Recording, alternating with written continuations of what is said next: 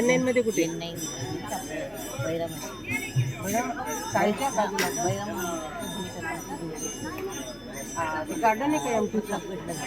एमटीचं garden आहे ना? ते चाळीचे घर आहे. S9 मध्ये श्रीकृष्णमध्ये.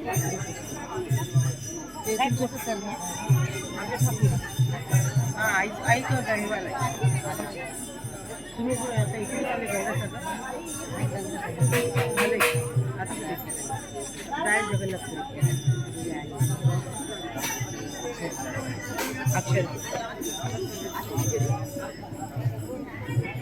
सगळे भाविक भजनात टाळ्या वाजवत आहे. हे डिक्कीत टाळ्या वाजवत आहे. धन्यवाद सर. वाजवा एकदा.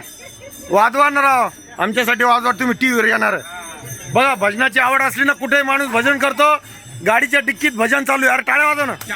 असं वाजवा ना वाजव ना. हा धन्यवाद. काय नाव आहे आपलं? हा सुबोध.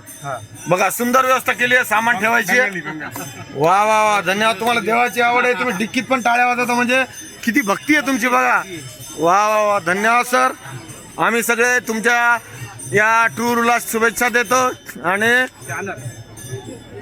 साहेब डिक्कीत बसून टाळ्या वाजवत होते तर एवढी भजनाची आवड आहे त्यांना. आमचे वकील साहेब वरून दाद देत आहेत. तुम्हाला आशीर्वाद पण द्या सर. धन्यवाद. हा सगळा छत्रपती संभाजीनगरचा ग्रुप आहे आणि एकदम इथून यांची सुरुवात आहे. इथून यांचा नाश्ता सुरू होईल. नंतर हे पूर्ण आपल्याला दिसतील.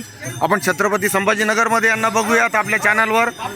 आणि मराठी माणसामध्ये एक आत्मीयता म्हणतो आपण ती इतकी सुंदर आहे बघा की इथे सगळं जेवणाचं चालू असताना हे ओळख काढल्याबरोबर आत्मीयतेने विचारतात आणि आपल्याला जाणून घेतात की आपण कुठून आलोत काय आलोत. तर ते सर्व दाखवण्यासाठी मी हा तुम्हाला चॅनलवरती दाखवतोय. आणि ही आहे धर्मशाळा.